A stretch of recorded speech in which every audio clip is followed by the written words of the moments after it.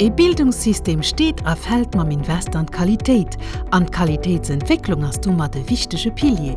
Qualitätskriterien musse wissenschaftlich begleet definiiert an dënne Terrain implementéiert ginn, an et muss Qualitätsverständnis Terrain entstuen. Dat ass e permanente Prozess, den noch Zeit brauch. Defien an der Education verlangen immer méi präzis Profiler an et gëtt Personal gebraucht wat gut formiert as sech immer nees ka weiterbilden. An der Grundschule goufe regional Direktionen agefauert am Sinn vun der Vernetzung an enger besserer Gestion.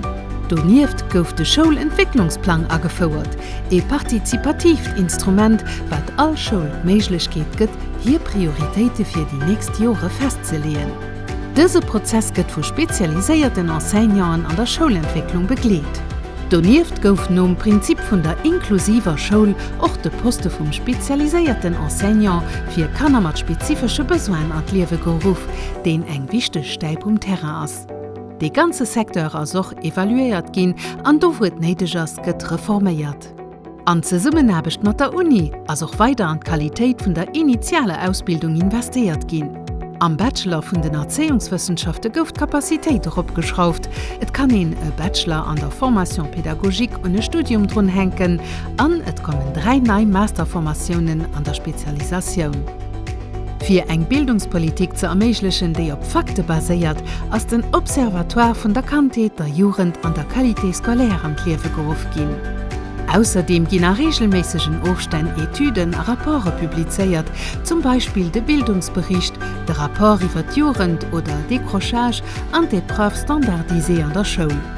E regelrechte Qualitätsprozess ass mam nationale Kader fir Jugend der Familienhilfe, der Assurance Qualité am Rahmen Lehrplan an der nonformeller Bildung entstehen. De gëtt vun den Agents regionaux begleet, die Terrain kontrollieren op en agehel gëtt. De Sektor vun den Dareseltern ass reforméiert ginn, Tarifer goufe gehowen a parallel gëlle méi streng Qualitätskriterien. Weiterbildung ass essentiell an der Arbeitswelt vun Haut, am IFEN as e regelrecht Weiterbildungsinstitut entstehen, wat den Enseignant en Formation continue noch freiert. An der nonformeller Bildung gëtt eng ähnlech Weiterbildungsoffer iwwer den SNG. Eng modern Schul dirf net stoe bleiwen. Den Defi as eng permanent Verbesserung vum Bildungssystem, déi op Qualitätskriterien fußt.